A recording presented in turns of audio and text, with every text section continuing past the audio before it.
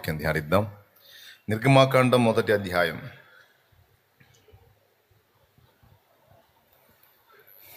నిర్గమాకాండం మొదటి అధ్యాయం 8వ వచనం నుంచి చదువుతున్నాను, చిత్తగించండి. అప్పుడు యోసేపును ఎరుగని క్రొత్త రాజు ఐగుప్తును ఏలనారంభించెను. అతడు తన జనులతో ఇట్లనెను, ఇదిగో, ఇశ్రాయేలు సంతతి అయిన ఈ జనము మనకంటే విస్తారముగాను బలిష్టముగాను ఉన్నది. వారు విస్తరింపకుండునట్లు మనము వారి ఎడల యుక్తిగా జరిగించుదము రండి. లేని ఎడల యుద్ధము కలుగునప్పుడు కూడా మన శత్రువులతో చేరి మనకు విరోధముగా యుద్ధము చేసి ఈ దేశములో నుండి వెళ్ళిపోవుదురేమో అనెను. కాబట్టి వారి మీద పెట్టిన భారములలో వారిని శ్రమ పెట్టుటకు వెట్టి పనులు చేయించు అధికారులను వారి మీద నియమింపగా, వారు ఫరో కొరకు ధాన్యాదులను నిలువ చేయు పీతోము, రామెసేసును అనే పట్టణములను కట్టిది. రామెసేసును పట్టణములను కట్టిది. అయినను ఐగుప్తీయులు వారిని శ్రమ పెట్టిన కొలది వారు విస్తరించి ప్రబలిరి గనుక వారు ఇశ్రాయేలీయుల ఎడల అసహ్యపడిరి.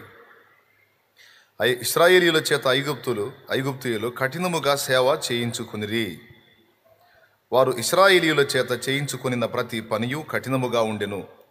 వారు జిగటమంటి పనిలోను, ఇటుకల పనిలోను, పొలములో చేయు ప్రతి పనిలోను కఠిన సేవ చేయించి వారి ప్రాణములను విసిగించిరి. ప్రభునందు ప్రియులారా, దేవుడు చెప్పినటువంటి నీతి నియమాల్లో దేవునికి సంతృప్తికరంగా ఒకడు జీవించిన కారణం చేత ఆ ఒకని బట్టి కొన్ని దేశాలు, తన కుటుంబమే కాకుండా కొన్ని దేశాలు నాశనం కాకుండా బ్రతకటం అనేది యోసేపు జీవితంలో మనం చూస్తాం. మళ్ళీ ఒకసారి చెప్తాను. దేవుడు చెప్పినటువంటి నీతి నియమాలను అనుసరించి దేవుని యందు భయభక్తులు కలిగి తన్ను తాను నియంత్రించుకొని దేవునికి విధేయత చూపిన ఒకని బట్టి కొన్ని దేశాలు, అలాగే తన కుటుంబం కూడా నాశనం నుండి కాపాడబడటం, ఘోరమైన శ్రమ నుంచి విడిపించబడటం, కొన్ని దేశాలు బ్రతికిపోవటం అనేది మనం యోసేపు జీవితంలో చూస్తాం. మనం అనుకుంటాం, నేనొక్కడనే దేవుని యందు భయభక్తులు కలిగి, నేనొక్కతనే దేవుని యందు భయభక్తులు కలిగి అన్నిటినీ నియంత్రించుకొని దేవునికి ఇష్టంగా నీతి నియమాలతో బ్రతికితే, నేనొక్కడిని బతికితే ఏమి లాభం అని అనుకుంటారు. లోకమంతా చెడిపోయి ఉంది, సమాజం అంతా చెడిపోయి ఉంది, సంఘంలో చాలామంది తప్పులు చేస్తున్నారు. నేనొక్కడిని మాత్రమే నీతిగా ఉంటే ప్రయోజనమే ఉంది, నేనొక్కడిని మాత్రం నియమంగా ఉంటే ప్రయోజనమే ఉంది, నేనొక్కతని మాత్రం జాగ్రత్తగా బ్రతికితే ప్రయోజనమే ఉంది అని అనుకుంటారు. నలుగురితో పాటు నతనీయులు, గుంపులో గ్లోరీ అనే లోకంలో సామెతని ఇలా మార్చాం. అందరితో పాటు నేనొక్కతను, అందరితో పాటు నేనొక్కడిని, అందరికంటే నా స్పెషల్ ఏముంది అని సహజంగానే ఇతరులను చూసి ఒకరిని చూసి ఒకరు బలహీనపడటం, ఒకరిని చూసి ఒకరు దిగజారిపోవటం, ఒకరిని చూసి ఒకరు నీరసించిపోవటం, ఒకరిని చూసి ఒకరు దేవునికి వ్యతిరేకంగా మారిపోవటం అనేది సహజంగా మన జీవితాల్లో మనం అనుభవిస్తున్న పరిస్థితులే. అవునా కాదా? అనిపిస్తుంది. కానీ లోకమంతా తన ఇష్టం వచ్చిన త్రోవలో తను వెళుతున్నా, నేనైతే నా మట్టుకు నేను దేవునికి సంతృప్తికరంగా బ్రతకాలి, దేవుణ్ణి సంతోషపెట్టే విధంగా నేను జీవించాలి, ముందు నా వల్ల చేసే పనుల ద్వారా లేదా నేను చేసే పనుల ద్వారా దేవుడు సంతోషించి ఆయన పండుగ చేసుకునే దానికంటే కూడా ముందు నా జీవితాన్ని బట్టి, నా ప్రవర్తనను బట్టి నేను ఆయన యందు నిలిపే సంతోషపడాలి, సంతృప్తి చెందాలి, ఆ విషయంలో నేను జాగ్రత్తగా ఉండాలి అనే ఈ ఆలోచన క్రీస్తు యేసునందున్న ప్రతి ఒక్కరికి కలగాలి. పాత నిబంధన కాలంలో వాళ్ళ చేతుల్లో దేవుని వాక్యం లేదు. తర్వాత వాళ్ళ బ్రతుకులే దేవుని వాక్యమై మన చేతుల్లోకి రాబోతున్నాయి. ఆనాడు వాళ్ళకి దేవుని వాక్యం ఇలాగ పరిశుద్ధ గ్రంథ రూపంలో లేదు. తర్వాత వాళ్ళ జీవితాలే గ్రంథ రూపంలో మన చేతికి వచ్చాయని మనకు తెలుసు. వాళ్ళకు తెలిసినంత వరకు దేవుని యందు భయభక్తులు నిలిపి కొన్ని కట్టడలు ఏర్పరచుకొని దేవుడు ఇష్టపడేవి, దేవుడు సంతోషించే వాటిని ఎంపిక చేసుకొని ఆ కట్టడలో తమను తాము స్థిరపరచుకొని జాగ్రత్తగా బ్రతికిన భక్తుల చరిత్రలే పరిశుద్ధ బైబిల్ గ్రంథంలోనికి ఎక్కినాయి. అబ్రహాం జీవితాన్ని మీరు కానీ తీసుకుంటే మనలాంటి సామాన్య మనుషుడే అయినప్పటికీ సుమారు 75 సంవత్సరాలు దేవునికి విధేయత చూపని స్థితిలో తను జీవించినప్పటికీ దేవుడు అతన్ని దర్శించి అతన్ని పిలిచి అతనితో మాట్లాడినప్పుడు ప్రతి అడుగులోనూ దేవునికి లోబడటానికి తన్ను తాను లోబరుచుకున్నాడు, తన్ను తాను వంచుకున్నాడు. తన వల్ల భూలోక జనులందరూ ఆశీర్వదించబడటం అనే సంగతి తర్వాత, తన వల్ల ప్రపంచానికి జరిగే మేలు అన్నది తర్వాత, ముందు తనను బట్టి దేవుడు సంతోషపడితే చాలు అనుకున్నాడు. మీరందరూ ఒకసారి స్తోత్రం చెప్పండి, గట్టిగా చెప్పండి, ఇంకొకసారి చెప్పండి. మన వల్ల జరిగే పనిని బట్టి దేవుడు సంతోషపడటమో సంబరపడటమో కాదు, కానీ అసలు మనల్ని బట్టి దేవుడు సంతోషపడుతున్నాడా లేదా, మన జీవితాన్ని బట్టి దేవుడు తృప్తి చెందుతున్నాడా లేదా అన్న ప్రశ్న ఖచ్చితంగా ఈ ఉదయం మీరు రాసుకోండి. ఈ ఒక్క ప్రశ్న ముందు రాసుకోండి. నా వల్ల జరుగుతున్న పరిచర్యను బట్టి దేవుడు సంతోషించటమా, లేకపోతే ఫస్ట్ నా జీవితాన్ని బట్టి దేవుడు సంతోషించటమా? లోకంలో ఉన్నప్పుడు పాపంలో ఉన్నాం, శాపంలో ఉన్నాం, మనకు తెలియని స్థితిలో చాలా చేశాం. ఈరోజు క్రీస్తు రక్తం చేత విమోచింపబడి పరిశుద్ధపరచబడి నూతనపరచబడ్డాం. యేసు రక్తం చేత మన అందరినీ విమోచించింది ఏ అడ్డు అదుపు లేకుండా అడ్డదిడ్డంగా పాపాలు చేసుకోమని కాదు.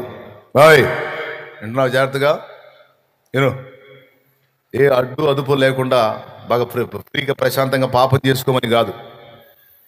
సత్క్రియలు చేయడానికి మనల్ని విమోచించాడు. పవిత్రమైన జీవితాన్ని జీవించడానికి తన పవిత్ర రక్తం చేత నిన్ను నన్ను కడిగాడు. మొట్టమొదట దేవుడు తృప్తి చెందాల్సింది మన వల్ల జరిగే పని కాదు, కానీ ముందు మనలో జరగాల్సిన పని, మన ప్రవర్తన విషయంలో దేవుడు తృప్తి చెందాలి. మనకు ముందు తరంలో ఉన్న భక్తులందరూ కూడా ఈ ప్రాముఖ్యమైన సత్యాన్ని కీలకంగా తీసుకున్నారు. నా వల్ల జరిగే పని, నా వల్ల ఏదో ఇంత పెద్ద పని జరిగింది, నేను ఇంతమందికి దీవెనకరంగా ఉన్నాను, ఇంతమందికి ఆశీర్వాదకరంగా ఉన్నాను, ఇంతమందికి నా వల్ల మేలు జరిగింది, ఇంతమందికి నేను అది చేశాను, ఇంతమందికి నేను ఇది చేశాను కాబట్టి దేవుడు ఏదో పండగ చేసుకుంటాడు అన్న ఆలోచన వాళ్ళు చేయలే. నా వల్ల జరిగే పని తర్వాత, ముందు అసలు నాలో జరుగుతున్న పని విషయంలో దేవుడికి తృప్తి ఉందా? భక్త సింగ్ లాంటి దైవజనులు ఇలాంటి ఆలోచననే చేసుకున్నారు. వాళ్ళను గూర్చినటువంటి అనుభవాలను చదివినప్పుడు, వాళ్ళను గూర్చిన విషయాలు విన్నప్పుడు, ఆ భక్తులను గూర్చి వారి సమకాలీనులు, వారి తర్వాతి వారు ఆయనతో లేకపోతే అలాంటి భక్తులతో పరిచయం ఉన్న వాళ్ళు మాట్లాడినప్పుడు, ఆ మాటల నుంచి తెలుసుకున్నప్పుడు నాకు అర్థమైనటువంటి విషయం అదే.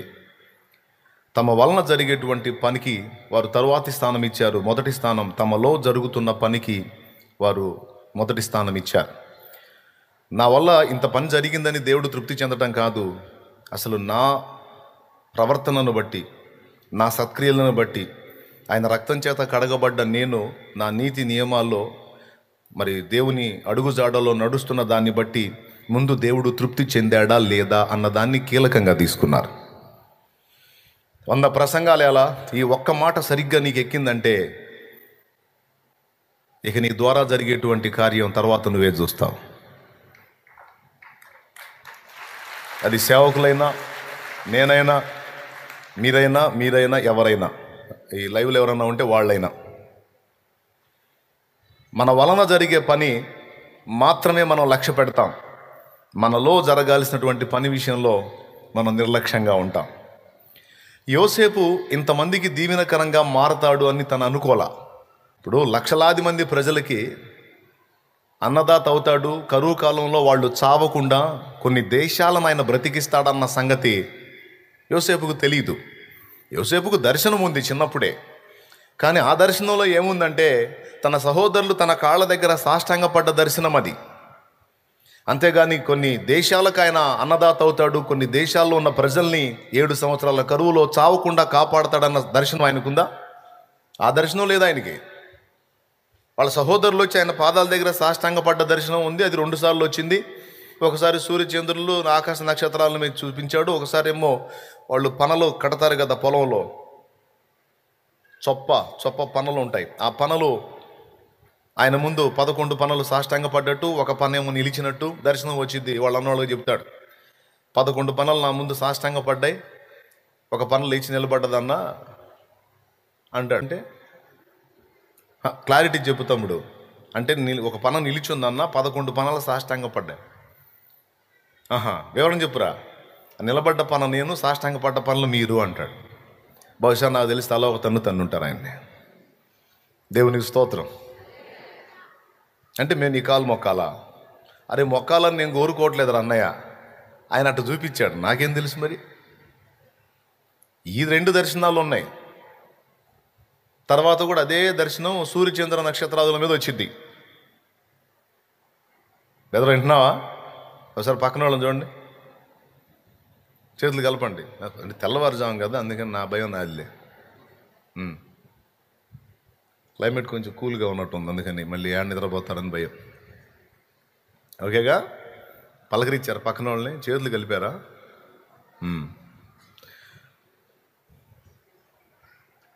అంతేకాని కొన్ని దేశాలను బ్రతికిస్తాడన్న సంగతి తనకు తెలియదు. తన వల్ల జరిగేది చిన్న పని అనుకున్నాడు.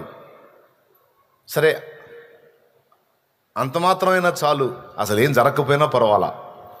కానీ నా తండ్రి అయిన యాకోబు చెప్పినట్లు నా దేవుని ఎదుట నేనైతే భయభక్తులు కలిగి సత్ప్రవర్తన కలిగి బ్రతకాలి. నన్ను కన్న నా తండ్రికి సంతోషాన్ని కలిగించాలి. నా తండ్రిని, నన్ను మొత్తాన్ని సృష్టించిన ఆ సృష్టికర్త కూడా సంతృప్తికరంగా సంతోషకరంగా నేను బ్రతకాలి.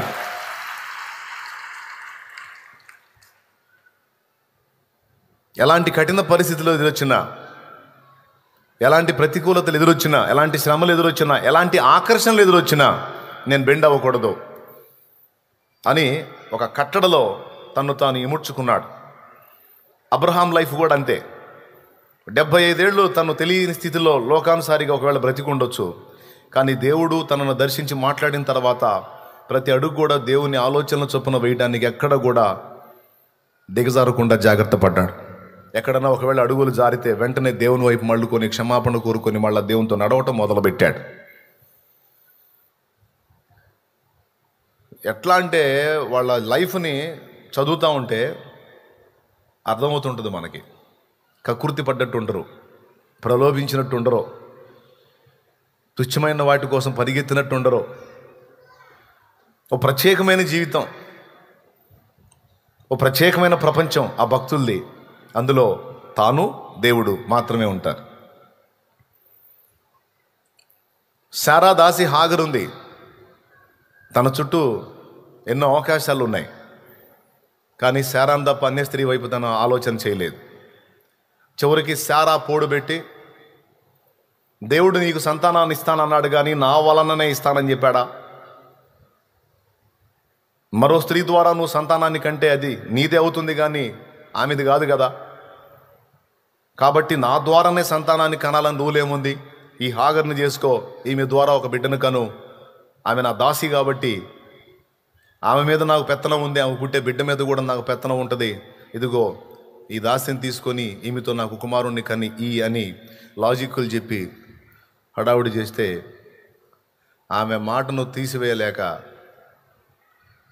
మెత్తబడ్డాడు. చేసుకోమన్నాడు, చేసుకోమంది, చేసుకున్నాడు. తర్వాత అదే మనిషి తల్లిని కొడుకుని వదిలేమంది. ఏం చెప్తాడు? దేవుని దగ్గరికి పోయాడు. ఏంది ఆయన అన్నాడు, చేసుకోమంది, చేసుకున్నాక వదిలిపెట్టమని వదిలే అన్నాడు. తీసుకెళ్ళి వదిలేసి వచ్చాడు. ఎక్కడ కూడా కకృతి పడ్డట్టు కనపడ్డావు, ఎక్కడ కూడా చీప్గా ప్రవర్తించినట్టు కనపడ్డావు. వేరే దేశానికి వెళ్ళాడు, ఐగుప్తు దేశానికే. వాడు వచ్చి శారాన్ని తీసుకొని పోయాడు. ఓకే, తీసుకెళ్ళు, నీ సంగతి నేను చెబుతాను. మోకాళ్ళు వేసి దేవుని పాదాలు పట్టుకున్నాడు. నిప్పులాగా పోయిన శారా నిప్పులాగానే బయటకు వచ్చింది. ఏమాత్రం బ్యాలెన్స్ మిస్ అయితే ఫరో గడు తెచ్చేవాడు. 318 మందిని ఎంటేసుకొని పోయి 4 రాజుల్ని కొట్టాడు. 318 మందిని వెంటేసుకొని పోయి 4 రాజుల్ని కొట్టాడు. వాళ్ళని తన్ని, వాళ్ళు దోచుకొని పోతున్న సొదొమ గొమొర్రాల సొమ్ముని తిరిగి తీసుకొచ్చి వాళ్ళకి పడేశాడు. సొదొమ గొమొర్రా వాళ్ళకి దేవుడిచ్చిన అవకాశాల్లో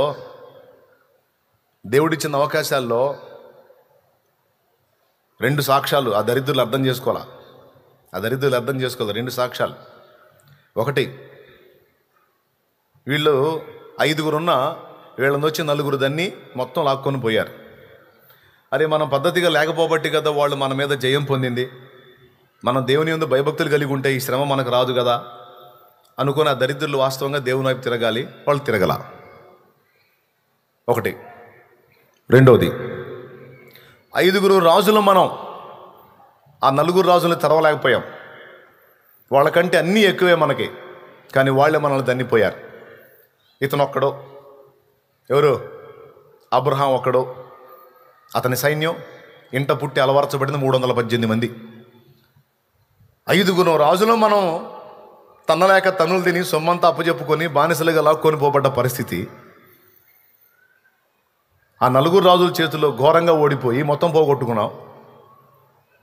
కానీ ఒక్కడే ఇంట్లో పుట్టినటువంటి దాసుల్ని 318 మందిని వెంటేసుకొని 4 రాజుల్ని తన్ని వాళ్ళ సొమ్మంతా తీసుకొచ్చి మన దగ్గర పడేశాడంటే ఇది ఇతని బలం కాదు, ఇతనికి దేవుడు తోడై ఉన్నందున ఈ కార్యం జరిగింది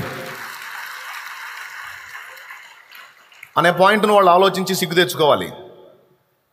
5గురు ఉండి కూడా, ప్రతి ఒక్కడికి ఇంతంత సైన్యం ఉండి కూడా తన్నులు తిన్నాం, ఓటం పాలయ్యాం. కారణం, దేవుడు మనకు తోడలేడు. కానీ ఒక్కడే 318 మందిని వెంటేసుకొని మొత్తాన్ని దన్నాడు. రూపాయి కూడా తీసుకోకుండా తీసుకొచ్చి సొమ్మంతా మన ముందు పడేశాడు. ఈ రోషం ఏంది?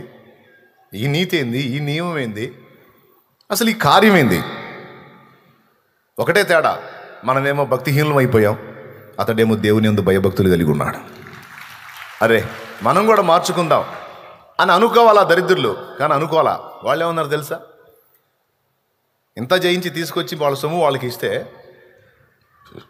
అబ్రహాము, పాపం బాగానే కష్టపడ్డావు, మా భార్య పిల్లలు మాకిచ్చి సొమ్ము నువ్వే తీసుకో, ఏదో వీడిచ్చినట్టు. ఈయన్ని తన్ని వాళ్ళు లాక్కొని పోతే వాళ్ళని తన్ని ఆ సొమ్ము తెచ్చుకున్నాడు అబ్రహాం. సొదొమరాజు అబ్రహాంకి ముష్టి ఇయటం కాదు, అబ్రహామే వాడికి ముష్టి వేశాడు.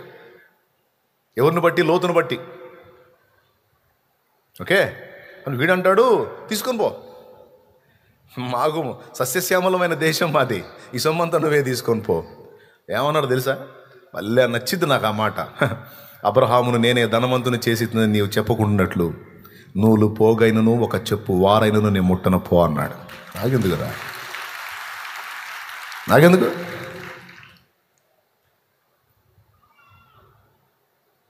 సిగ్గులేదురా మీకు దరిద్రులారా? 5గురు వాళ్ళ చేత తన్నులు తిని మొత్తం అప్పచెప్పి నెత్తిన ముసుకేసుకొని కూర్చున్నారు మీరు దద్దమ్మలై.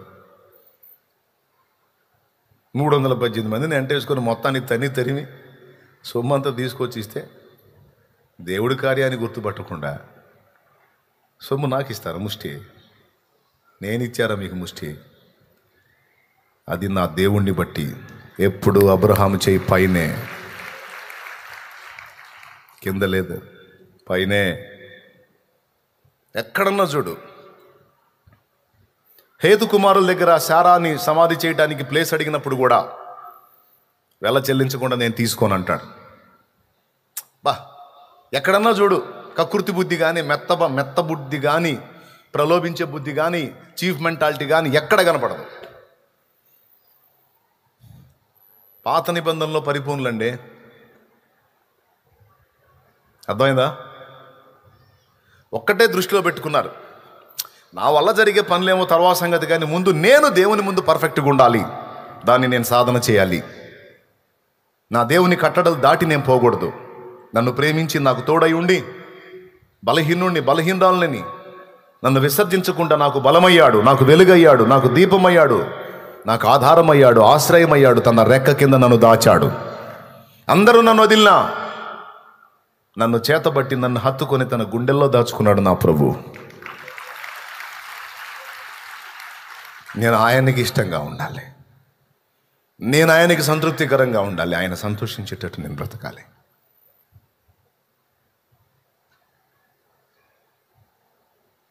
ఎక్కడ కూడా నేను అడుగులు జారకూడదు. నన్ను బట్టి నా దేవుడు బాధపడకూడదు. నా భక్తిని బట్టి, నా ఆత్మీయతను బట్టి, నా నీతి నియమాలను బట్టి, నా ప్రవర్తనను బట్టి దేవుడు పరిశీలిస్తాడండి. అరే, అన్యుడైనటువంటి కొర్నేలినే దేవుడు టెస్ట్ చేశాడు. నీ ప్రార్థనలను, నీ ధర్మకార్యములను ప్రభు సన్నిధికి జ్ఞాపకార్థముగా చేరినవని అపోస్తలుల కార్యం 10వ అధ్యాయంలో కొర్నేలికి దూత ప్రత్యక్షమై చెప్పలేదా? అన్యుడైన కొర్నేలి సత్ప్రవర్తన, ధర్మకార్యములు, ప్రార్థనలే దేవుడు గమనించినప్పుడు ఆయన రక్తం చేత కడిగి శుభ్రం చేసుకున్న నిన్ను నన్ను గమనించడా, పసిగట్టడా, పరిశీలించడా, పరీక్షించడా? అబ్రహామే కాదు, యోసేపే కాదు, పాత నిబంధనలో భక్తులు మీరు గమనించినట్లయితే ఎక్కడ మెత్తబడరు. యోసేపు లైఫ్ కూడా అంతే. చిన్ననాటి నుంచి తండ్రికి దగ్గరలో ఉండేవాడు. తండ్రి చెప్పే ప్రతి మాట దేవుని గురించి ఆలకించాడు, మనసులో పెట్టుకున్నాడు. నాన్న యోసేపు, ఎన్ని బాధలన్నా పడవచ్చు, మనం అన్నిటి నుంచి దేవుడు విడిపిస్తాడు. నిజంరా, మీ తాతయ్య నాకు మామూలు మోసం చేయలే. మీ తాతయ్య నన్ను 10 సార్లు నా జీవితం మార్చాడురా. నా సొంత అన్న శత్రువు అయితే నేను మీ తాతయ్య దగ్గరికి వెళ్ళాను, అదే మా మామయ్య దగ్గరికి. మీ అమ్మని చేసుకుందాం అనుకొని 7 ఏళ్ళు ఊడిగం చేశా. పెద్దమ్మనిచ్చాడు. ఏం చేద్దాం, పెద్దమ్మ దిగింది. కాదు, నేను ఆమె కోసం కదా నేను ఎంత కష్టపడిందంటే ఇంకొక 7 ఏళ్ళు చేయి, ఆమెను కూడా ఇస్తానని మిమ్మల్ని ఇచ్చారా. మొత్తం 14 ఏళ్ళు అయిందిరా. 14 సంవత్సరాలు నిలువున నా లైఫ్ అంతా దారి పోస్తే అప్పుడు మెమ్మ దొరికింది నా. నేను ఎంతో ప్రేమించిన రాహేలు, అదే మీ అమ్మని నాకు ఇచ్చాడని మరో 7 ఏళ్ళు కృతజ్ఞత కానుకలాగా చేశారా. మొత్తం 21 సంవత్సరం రా మీ అమ్మ పేరు మీద 21 సంవత్సరం. ఆ తర్వాత వాడు నీతిగా ప్రవర్తించాడా, నన్ను మోసం చేశాడు. కానీ ఒకటి తెలుసు, నాకు వాగ్దానం చేసిన నా దేవుడు ఉన్నాడు, నా పితరుల దేవుడు, అబ్రహాము దేవుడు, ఇస్సాకు దేవుడు, యాకోబు కూడా దేవుడైన వాడు. మీ తాత నన్ను మోసం చేయవేనా, ఆయన నాకు తోడై ఉండి నన్ను మోసపోనే లేదురా, నా పక్షాన కార్యం చేశాడు. మచ్చలు పొడలు గలవి నీవి, అవి లేనివి నావి అంటే ఎట్లా పుడతారో మచ్చలు పొడలు గల్లయి. మందలో ఆ టైపు పొట్టేళ్ళు ఉంటే అలాంటి పిల్లలు పుడతాయి. మీ తాత ఏం చేశాడు తెలుసా? నాకు ఈ మాట ఇచ్చి ఆ మచ్చలు పొడలు గల పొట్టేళ్ళన్నిటిని మందలో నుంచి దూరంగా, అదే మీ మావయ్యలకి ఇచ్చి తరిమాడు. ఏ మచ్చ లేని వాటిని నాకు ఇచ్చి, మచ్చలు ఉన్నవి పుడితే తీసుకో, లేకపోతే పైకి చూడన్నాడు. నా దేవుడు అన్యాయస్తుడు కాదురా, నాకు తోడై ఉండి మీ తాత ఏ మాట అయితే చెప్పాడో ఆ మాట ప్రకారం మరుసటి ఈతలో పుట్టిన పిల్లలన్నీ మచ్చలు పొడలు గలే పుట్టేటట్టు చేశాడు నా దేవుడు. ఈసారి మచ్చలు పొడలు గలవి నావి, మచ్చలు లేనివి నీవి అన్నాడు మీ తాత. మళ్ళీ నా దేవుడు నాకు తోడై ఉండి మచ్చలు పొడలు గల్ల వాటికే మచ్చలు లేని పిల్లలు పుట్టేటట్టు చేశాడు రా. నా సొమ్ము నేను తీసుకున్నా, చివరికి నా మీద కుళ్ళుకొని వ్యసనపడి నన్ను పాడు చేయాలని ఆలోచన చేస్తుంటే, వీళ్ళ చేతుల్లో చస్తాను ఎందుకు వచ్చిన గొడవ అని నేను బయలుదేరి వెళ్తుంటే నన్ను తరిమి చంపాలని చూశాడు మీ తాత, అదే మా మామ.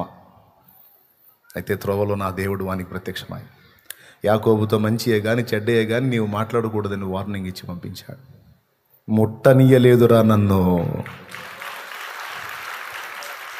యోసేపు అలాగనే మంచోడు కాదు, అష్టవంకర్లు రా నా బ్రతుకు. చాలా తొందరలు ఉన్నాయి, కానీ నా బలహీనతల్ని గుర్తెరిగి తన ప్రేమను బట్టి నన్ను కరుణిస్తూ వచ్చాడు. ఎందుకో తెలీదు, కానీ నన్ను ప్రేమిస్తూ వచ్చాడు. మన దేవుడు చాలా మంచోడురా. యోసేపు మన దేవుడు నీతిమంతుడు, న్యాయాన్ని ప్రేమిస్తాడు రా. దుర్నీతిని ద్వేషిస్తాడు, అన్యాయాన్ని ద్వేషిస్తాడు. నాయన అల్పంగా వచ్చిందని కకుర్తి పడదు. ఎక్కడ మనుషులు నిన్ను చూసినా చూడకపోయినా దేవునికి భయపడు. మనుషులు ఎవ్వరూ లేకపోవచ్చు, కానీ ఎనీ టైం ఆయన నిన్ను నన్ను మనల్ని గమనిస్తూనే ఉంటాడు. ఆయన జాగ్రత్త. మన ప్రవర్తనను బట్టి ఆయన సంతోషపడితే, ఆయన యందు మనం నిలిపే భయభక్తులతో ఆయన తృప్తి చెందగలిగితే మనకి ఎదురుండదు నాన్న యోసేపు, ఎదురుండదు. ఈరోజు పిల్లలకి తల్లిదండ్రులు ఇలా చెప్పడానికి అవకాశాలు లేవండి. పిల్లలు సెల్ ఫోన్లో బిజీ అయిపోయారు. టీవీలలో, సెల్ ఫోన్లో, ఒకప్పుడు టీవీలు, ఇప్పుడు సెల్ ఫోన్లు. నా చిన్నప్పుడు తల్లిదండ్రులు కష్టించి పనిచేసి సాయంత్రానికి ఇంటికి వస్తే వాళ్ళ దగ్గర కూర్చుంటే అప్పుడే టీవీ లైన్లోకి వస్తున్నాయి. బాగా డబ్బున్న వాళ్ళు ఇంట్లో టీవీ ఉండేది. ఆదివారం ఒకరోజు సినిమా వచ్చేది. ఎంతమందికి గుర్తుందో? ఈ రోజుల్లో సినిమా రాదు. ఇక నువ్వు వచ్చినా కూడా మనం చూడలేము. కానీ అసలు ఇళ్లలోకి సినిమా రావటం ఏందని టీవీలో ఏదో వచ్చినా సరే అవకాశం దొరికితే పోయి వింతగా చూసే పరిస్థితులు. అంతకంటే ఇంకా చిన్నప్పుడు పెద్దోళ్ళ దగ్గర కూర్చొని సాయంత్రం వేళ చల్లబోట వాళ్ళు చెప్పేటువంటి కబుర్లు, కథలు, స్టోరీలు, అవునా? ఇంకా నాకంటే ముందు పెద్దలుగా ఉన్నటువంటి వాళ్ళకైతే ఇంకా ఛాన్స్. ఇంకా అప్పుడు టీవీలు లేవు, సినిమాలు లేవు, ఏమీ లేదు. సినిమాలు ఉంటే ఎప్పుడన్నా హాల్లో. కానీ ఎక్కువ శాతం పెద్దోళ్ళ ముచ్చట్లే, పెద్దోళ్ళ అనుభవాలే, పెద్దోళ్ళ మాటలే అప్పటి పిల్లల జ్ఞానం. అంతకంటే ముందు ఓ నాయన 1000 సంవత్సరాలకు ముందు కదా యోసేపు, యాకోబులు. అప్పుడు సినిమాలు లేవు, టీవీలు లేవు, సెల్ ఫోన్లు లేవు, ఏ చెత్త లేదు. ఏదన్నా జ్ఞానం తెలుసుకోవాలంటే పెద్దోళ్ళు చెప్పాలి, పిల్లలు వినాలి. శ్రవణ జ్ఞానం. ఫలితంగా యాకోబు చెప్పిన మాటలు 11 మంది లక్ష్య పెట్టలేదు. బెన్యామీనేం చిన్నోడు, 10 మంది లక్ష్య పెట్టలేదు, 11. యోసేపు లక్ష్య పెట్టాడు. యోసేపు విన్నాడు, ధన్యుడైపోయాడు. ఫస్ట్ తను ఒక్కటే చూసుకున్నాడు. ఎక్కడున్నా సరే, ఇప్పుడు అన్నల దగ్గర ఉన్నా సరే వాళ్ళు అవినీతిగా ప్రవర్తిస్తూ ఉంటే తట్టుకునేవాడు కాదు. వెళ్ళి తండ్రికి చెప్పేవాడు. అలా వాళ్ళ ద్వేషానికి గురయ్యాడు. వీళ్ళ మీద వాళ్ళని ఆయనకి చెబుతూ ఉంటే వీళ్ళు నన్ను కోపడుతున్నారు, ఎందుకులే వీళ్ళ గురించి ఆయనకి చెప్పడం అనుకోలా.